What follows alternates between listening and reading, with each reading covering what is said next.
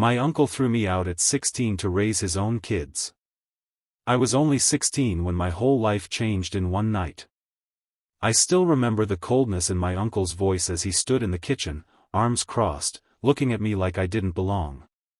"You've stayed long enough," he said. "I've got my own kids to think about now." That was it. No warning, no kindness, no real reason, just a decision. I had been living with him since I was 12, after my parents died in a car crash. He was the only family I had left. At least, that's what I thought. For a while, he was decent. Not warm, but decent. He kept a roof over my head, gave me food, made sure I went to school. I worked hard to stay out of the way, cleaned the house, helped with groceries, stayed quiet. But then his girlfriend moved in. She had 2 kids of her own. Everything changed after that. Suddenly, I was a burden. He said I was too much. That I was not his responsibility. It didn't matter that I was doing well in school. It didn't matter that I had nowhere else to go. He packed up my stuff in a trash bag and dropped me off at a shelter downtown. Just like that. I didn't cry. Not in front of him. I waited until I was alone in that shelter bed, staring up at a stained ceiling, wondering what I had done to deserve this. I promised myself that night that I would never need anyone again. That I would work harder than anyone expected. That I would build a life so solid, no one could ever throw me away again. And I did. I worked jobs no teenager should have to work. I studied during lunch breaks. I lived in libraries. I slept on couches and sometimes park benches. But I kept going. I taught myself skills. I took every opportunity one could find. Bit by bit, I built a business, and then another. I failed more times than I can count. But I kept learning. Now, I own 3 companies. I employ over 200 people. I drive the car I used to dream about when I couldn't afford bus fare. I live in a house so big, it echoes. Last week, I got a message request on Facebook. It was him. My uncle. He started with, "I hope you're doing well, son." I didn't know whether to laugh or get angry. Son. That word hasn't meant anything from him in over a decade. He wrote that he had seen my success online. That he was proud of me. That he wanted to talk, and maybe even meet up if I had time. He said he regretted what happened and hoped I could forgive him and start fresh. I read the message 3 times, just staring at the screen. Where was this man when I was eating out of vending machines? Where was he when I had to sleep with my wallet in my shoe so it wouldn't get stolen in the shelter? Where was he when I wanted one person, just one, to say I mattered? Now he wants a relationship? Now he calls me son? He ended his message with, "Family is everything." Family. That word hit me in the chest like a punch and a joke at the same time. He chose his family that night when he told me to leave, and I wasn't in it. And now that I have everything he doesn't, he wants back in. But I'm not the same scared 16-year-old boy he pushed out of his house. I'm a man now. I've built my world from nothing. And the part of me that still aches, that still remembers that cold night, doesn't know if it can ever forget. I didn't reply right away. I stared at that message for hours. I kept hearing his voice from that night. The way he said, "You'll figure it out," like I was just another problem he wanted to get rid of. That voice used to echo in my head every time I struggled. Every time I had to pretend I was okay. Every time I had no one to call. I never hated him. I just stopped expecting anything from him. But now here he was, popping back into my life like nothing happened. Acting like we could just start fresh. I couldn't help but wonder, would he have reached out if I were still poor? If I had failed like everyone expected me to? If I were still that kid sleeping in shelters and working overnight shifts just to eat? Probably not. I showed the message to my assistant, Layla. She's been with me since the early days of my company, back when we worked out of a rented storage unit. She looked at me and said, "You don't owe him anything, you know." I nodded. I know. But part of me still wants to hear him say it out loud. That he knows what he did. Layla raised an eyebrow. You think he actually gets it? Or is he just saying what he thinks you want to hear? I didn't answer. Because I wasn't sure. A few days later, I got another message. Short this time. Just want to talk. Please. I didn't know if I should block him or give him what he was asking for. I told myself I didn't care. That I was too busy for this. But the truth is, I did care. Not because I missed him. But because deep down, I wanted answers. I wanted to ask. Why me? Why was I the one you gave up on? Why didn't you fight for me? So, I finally replied. We can talk. But don't expect me to pretend nothing happened. You hurt me more than you know. If you're not ready to own that, there's no point in meeting. He replied the same night. I understand. I want to make things right. I know I failed you. Those words hit different. Not because they fixed anything. But because, for once, he wasn't dodging it. We set a time to meet. A small cafe near the city center. Neutral ground. Public. Safe. The night before the meeting, I didn't sleep much. My mind kept going back to those teenage years. The hunger, the silence, the fear. I kept remembering the people who helped me back then. Strangers. Social workers. Teachers. A guy named Marcus who gave me my first real job and told me, "You're more than what you've been through." I owed everything to those people, not to my uncle. Still, the next morning, I got dressed. I wore a simple shirt, jeans, nothing flashy. I didn't want him to think this was about showing off. When I got to the cafe, he was already there. Sitting alone, looking older than I remembered. His hair was grayer, his shoulders slumped. He stood up when he saw me, but I didn't smile. I just sat down. For a moment, neither of us said anything. Then he cleared his throat. I didn't think you'd actually come. I almost didn't, I said. He nodded slowly. I deserve that. We sat in silence again. The air between us felt thick. Heavy with years of words never spoken. Finally, he said, I made a mistake. A big one. I know I hurt you. I thought I was doing what was best for my family, but looking back, I was a coward. I looked him in the eyes. You didn't just hurt me. You abandoned me. He swallowed hard, then looked down. I know. And I'm sorry. The word sorry felt small. It felt like dropping a pebble into the ocean. But it was something. I don't need your apology, I said. I survived without you. I became the man I am because you left me. Not in spite of it. He looked at me, and for once, I saw something in his eyes that I hadn't seen before, shame. I want to be part of your life, he said quietly. If there's still a chance. I leaned back in my chair and looked out the window. Did I want that? Did I want to open that door again, even a little? Could I trust him now, after all these years? Or would this just reopen wounds I'd worked so hard to close? I didn't answer right away. Because honestly, I didn't know yet. I sat there, watching people pass by outside the cafe window. Some were laughing, holding hands.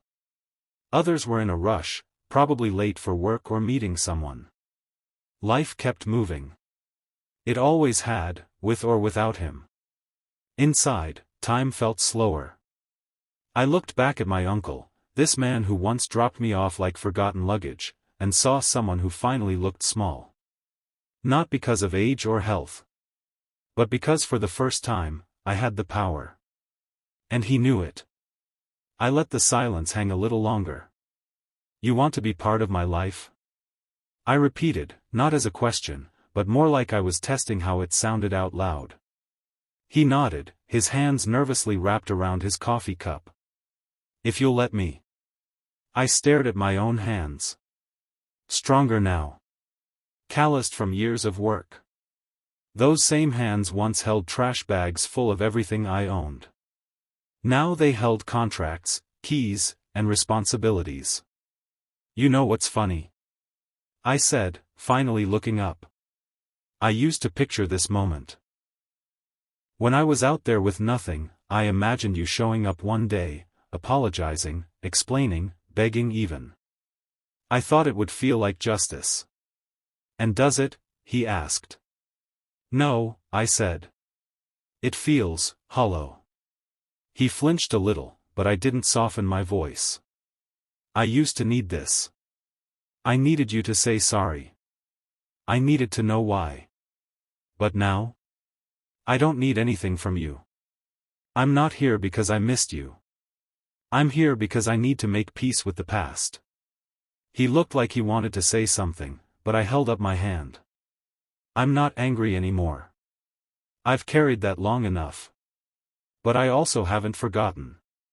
You made your choice. You made it very clear that I didn't matter.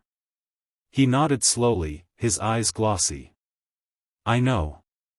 I think about it every day. I leaned forward, elbows on the table. So let me ask you something. Why now? Why reach out after all these years? He hesitated. That pause told me everything before he even opened his mouth. I've been sick, he finally said. I had a mild stroke last year. It scared me. Made me think about the things I messed up. You were the biggest one. I felt something shift in my chest, not sympathy exactly, but recognition. We all face our ghosts eventually. I'm not asking for money, he added quickly, as if he knew I was thinking it. I swear. I wanted you to know that I'm sorry. And I wish I could go back. You can't, I said flatly. I know. He looked down again, quiet. And for a moment, the silence between us didn't feel angry. It just felt sad. You've got a family now? I asked after a while. He looked up, surprised by the question. Yeah. Still with Denise. The kids are grown. One's in college. Others working. And do they know what you did? He blinked. Not the full story. You should tell them, I said. Let them know the cost of your choices. He nodded again. You're right. We sat there for a few more minutes. Not talking. Just sitting. The waitress came by, refilled our water glasses, left us alone. A week passed after that cafe meeting. I didn't reach out. He didn't either. I didn't know what I was expecting, maybe that he'd text, or that I'd feel different. Lighter, maybe. But I didn't. I still carried it. Not as heavy as before, but still there, like a scar under a shirt. He'd said his piece, and so had I. But life doesn't wrap up neatly just because someone finally apologizes. One night I was sitting alone in my home office, looking through old emails. I found one I'd written to myself on my 18th birthday, just a list of goals. Start my own business. Make 6 figures. Buy a car. Get revenge, crossed out. Make peace, underlined twice. I sat back and stared at that last line. Make peace. What did that even mean now? I thought of my uncle's face, older, tired, sorry. Part of me still didn't trust it. But another part, the quiet part that didn't speak much, wondered if maybe healing wasn't about trust. Maybe it was just about letting go. That weekend, I went for a walk in the park I used to sleep near. I hadn't been back in years. Everything looked smaller. The bench I'd once curled up on now seemed like a kid's furniture. I remembered nights staring up at the stars, wondering if anyone even remembered I existed. It made me think about the people I'd met along the way, people who gave me a meal, a kind word, a chance. I realized, those were the people I should be spending my energy on. Not the ones who hurt me, but the ones who helped carry me. That night, I called Marcus. He was the man who gave me my first real job washing delivery vans at his print shop. "Daniel," he said, his voice rough but warm. "Man, you've come a long way. You were the first one who ever believed in me," I told him. "I never forgot that." He chuckled. "I just gave you a broom, kid. You did the rest." "No," I said. "You gave me dignity. That meant more than you know." We talked for over an hour. When I hung up, I felt something shift inside. A sense of clarity. Like my heart was finally choosing where to grow, and where to stop watering dead ground. A few days later, I got another message. This one wasn't from my uncle. It was from his son, my cousin. Jalen. I hadn't seen him since he was a toddler. "Hey. I don't know if this is weird. Dad told me a little about what happened with you. I just wanted to say. I'm sorry for how things went down. If you're open to it, I'd like to meet." That one hit different. I didn't know this kid. But he was reaching out, not because of guilt, or illness, or regret. Just curiosity. Respect, maybe. I thought about it for a day. Then I replied. "Sure. Let's meet." We agreed on a coffee shop, not the same one where I met his father. This one was more relaxed. Open windows, music playing low, a little life in the air. When I walked in, I spotted him instantly. Same eyes as his dad, but softer. Less weight behind them. "Hey," he said, standing awkwardly. "Hey," I nodded, shaking his hand. He smiled nervously. "You're taller than I thought." I laughed a little. "You're taller than I remember." We sat. Talked. He asked about my story. I gave him pieces of it, not everything, just enough. He told me he had no idea what had happened. That his dad barely spoke of me until recently. "You were like this mystery uncle we never met," he said. Then one day, Dad says, "I have something to confess." And boom. I looked at him. "And how did you feel when you heard it?" He paused. Like.